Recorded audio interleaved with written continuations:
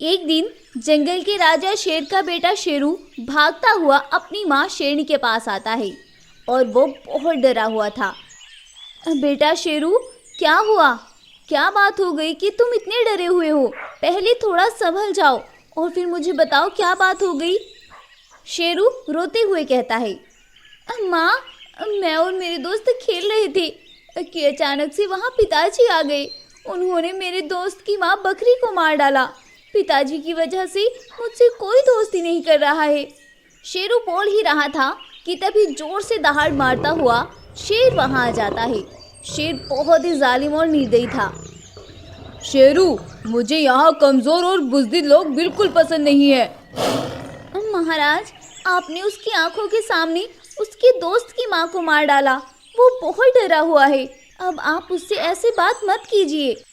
ये सुनकर शेर को बहुत गुस्सा आता है और वो जोर से दहाड़ मारता हुआ शेरनी पर हमला कर देता है, जिससे शेरनी नीचे गिर जाती है और उसका सर एक पत्थर पर लग जाता है। शेरू मेरा बेटा है। अगर फिर कभी मेरे और मेरे बेटे के बीच में आने की कोशिश की तो मैं तुम्हें जिंदा नहीं छोड़ूंगा। शेरनी बहुत घायल हो चुकी थी और शेर शेरनी की बिल्कुल भी फिक्र न करते हुए वहां से चला जाता है। शेरू जोर जोर से रोता हुआ कहता है, माँ, आपको क्या हो गया? उठे माँ। यूं शेरू रो ही रहा था, तभी वहां शेरनी की दोस्त बाघिन आ जाती है। शेरनी, तुम ठीक तो हो ना? अब शेरनी बाघिन को सारी बात बताती है। महाराज ने बिल्कुल भी अच्छा नहीं किया। मैं अभी जाकर डॉक्टर भालू को बुला कर लाती हूँ। नहीं दोस्त, अब मेरे पास उतना वक्त नहीं है। तुम शेरू को उस जालिम से दूर ले जाओ और इसे ताकतवर और रहमदिल शेर बनाओ। तुम इसकी माँ बनकर इसकी देखभाल करो। बस मेरे लिए इतना कर देना। अब मेरे पास बिल्कुल भी वक्त नहीं बचा है। नहीं माँ, मैं तुम्हें छोड़कर कहीं नहीं जाऊंगा। नहीं बेटा, तुमको जाना होगा और तुम मुझसे वादा करो कि तुम अपने जालिम पिता से इन जानवरों की रक्षा करोगे और मेरे सपनों को पूरा करोगे। अब बाघिन, मेरी बात मानो। वो जालिम कभी भी आ सकता है। तुम जल्दी से शेरू को लेकर यहाँ से चली जाओ। शेरनी की बात खत्म भी नहीं होती है कि वो अपनी आखिरी सांस छोड़ देती है।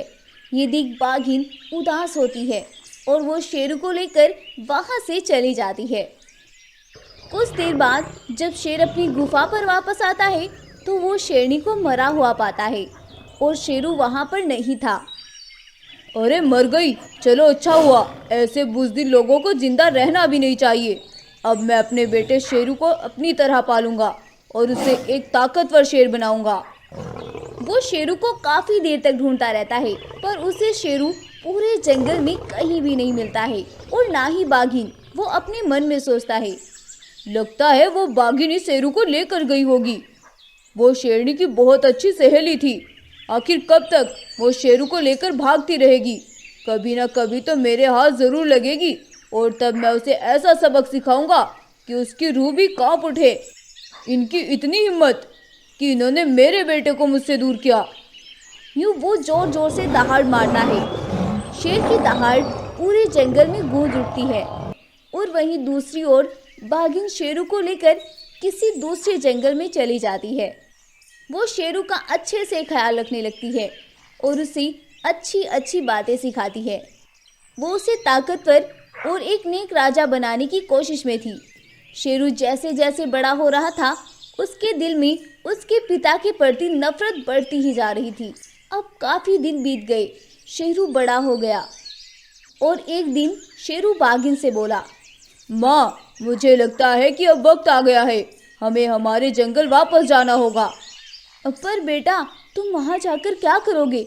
अब तुम बड़े हो गए हो।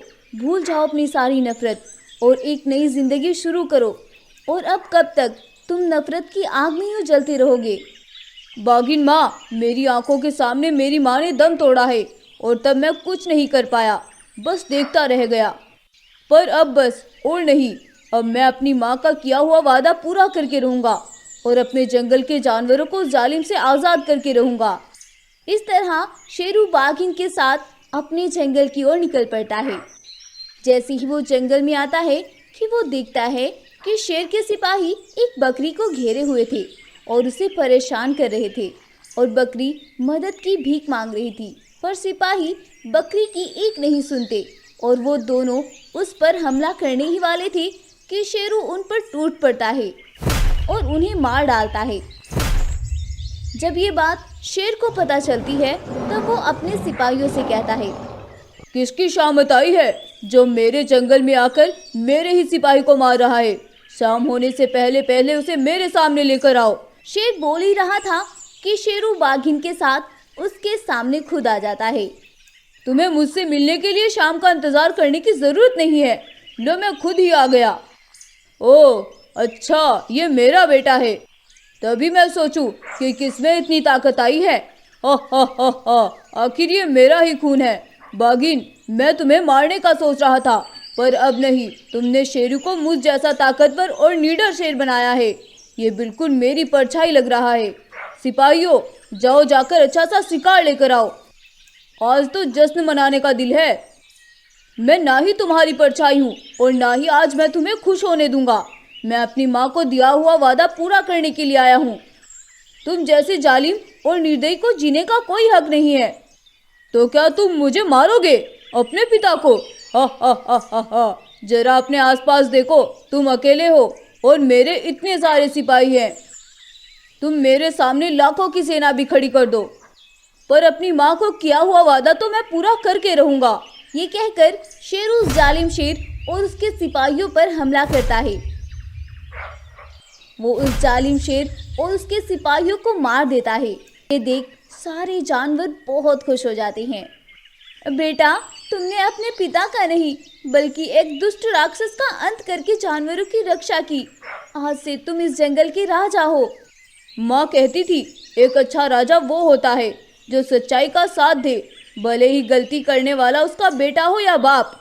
इस तरह शेरू उस जंगल का राजा बनकर एक अच्छा राजा होने का कर्तव्य निभाता है। इस कहानी से हमें सीख मिलती है, एक अच्छा राजा वो होता है जो सच्चाई का साथ दे और बुराई का अंत करे। तो गाइज, आपको ये स्टोरी कैसी लगी हमें कमेंट करके ज़रूर बताएं, और अगर आपको ये कहानी पसंद आई है तो प्लीज़ इस वीडियो को लाइक करें, शेयर करें और हमारे चैनल को सब्सक्राइब भी ज़रूर कर लें। Thank you.